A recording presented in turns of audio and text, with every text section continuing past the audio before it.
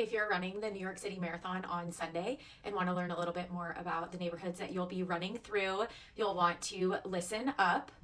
I actually have my New York sightseeing guide license, so I thought it would be fun to share a little bit more. And if any other New Yorkers are watching this, feel free to sprinkle in any information that you might have as well, because this obviously is not going to be fully comprehensive.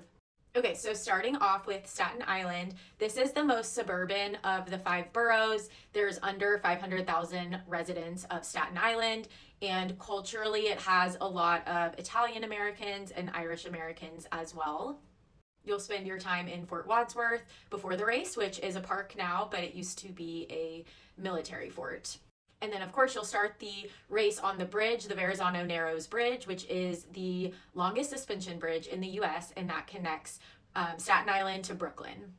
You'll be spending about 11 miles running through Brooklyn, so you'll see that Brooklyn really embodies this idea of New York City being a cultural melting pot, which is super cool. So first you'll be in the neighborhood of Bay Ridge, which, similar to Staten Island, large Italian American population, Irish American population, as well as a large Middle Eastern population. Sunset Park has a large Asian population, as well as a large Latino population. And these neighborhoods are really true old school New York. They are not touristy areas, and you'll see people lining up that are multiple generations of family members, which is super cool. You'll then go through some nice residential neighborhoods such as Park Slope, Fort Greene, and Clinton Hill, where you'll see some really cool architecture and very charming brownstones. Brooklyn at one point was a separate city. All of the boroughs were separate from each other, but Brooklyn was a large city back in the day, and it was known to be the city of churches. So you'll also see a lot of old churches through Brooklyn. Around mile 10, you'll make a turn onto Bedford Avenue, which will start the Silent Mile. This is a Hasidic Jewish neighborhood, so there's not a ton of cheering here. It's the Satmar sect, so they're originally from Romania, and this is one of the largest settlements in the US. If you've ever seen the Netflix series Unorthodox, this is where Esther was from. Then you'll head into North Williamsburg, which is a gentrified area. It's very hip and cool now, lots of tattoo parlors. This used to be an immigrant neighborhood, a big melting pot of all of these different cultures.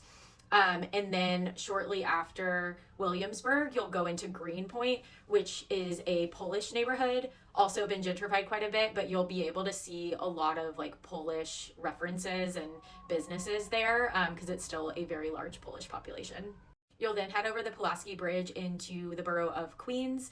So this will be the Long Island City neighborhood of Queens, which is pretty industrial. You won't see as many residential areas as you saw in Brooklyn, but just for reference, there are plenty of residential areas in Queens. Queens is actually the most diverse county in the US or in the world. It might be in the world. Queens is super diverse. And then you'll go over the Queensboro Bridge as you head into Manhattan. Just a quick note on all of these bridges. So the bridges are super important to make New York feel unified. It wasn't until 1898 that all 5 boroughs came together to form the greater New York City area. And some of these bridges existed before that, some existed after, but the bridges are very intentional to kind of connect the city. So then you'll hit First Avenue and you'll run through the Upper East Side neighborhood of Yorkville. So Yorkville used to be a German neighborhood. This was in the early 1900s, so you'll still see some of these tenements standing mixed in with newer apartment buildings. The Upper East Side, especially the Yorkville neighborhood, has a lot of recent college grads, so it's not really like the Gossip Girl Upper East Side that you think of. Think of this as young, early 20s, post-college, as well as some, lots of families live in Yorkville as well, but it's a very happening place, lots of bars, lots of restaurants, and you can definitely still see some references to back in the German days. North of 96th Street on First, you'll pass through the neighborhood of East Harlem, also known as El Barrio, which has a large Puerto Rican population. And then you'll cross the Willis Ave Bridge to get into the Bronx neighborhood of Mott Haven. The Bronx has a large Black and Latino community, and you'll always hear good music here, good vibes. They call it Boogie Down Bronx. The Bronx is known as a birthplace of hip-hop music. You'll cross back into Manhattan, where you'll go through the neighborhood of Harlem. Harlem gained prominence in the 1920s during the Harlem Renaissance. Harlem is known to be the cultural heart of Black America.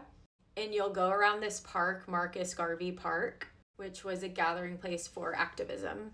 Then you're going to hit the Fifth Avenue climb. So I'm going to point out a lot of landmarks here to help keep you distracted since this is a really challenging part of the race. The good news is this is Museum Mile, so there's lots of landmarks. Around 104th Street off to your right, you're going to see the Conservatory Garden, which is a beautiful garden. Take it in. And to your left will be the Museum of the City of New York, which if this looks familiar, this was the Constant School on Gossip Girl. You'll then pass by a ton of old Gilded Age style mansions, many of which are now museums.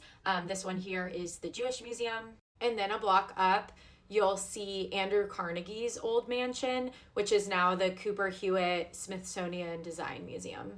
And that will take you right up to the Engineers Gate, which is how you're going to enter Central Park. So quick story on the naming of the gates. So when Central Park opened in the late 1800s, they named the entrances after common professions of those days, one of which being engineers. But you'll see other gate entrances, like one is called the Miners Gate, one is the Artisans Gate. You'll see a bunch of these.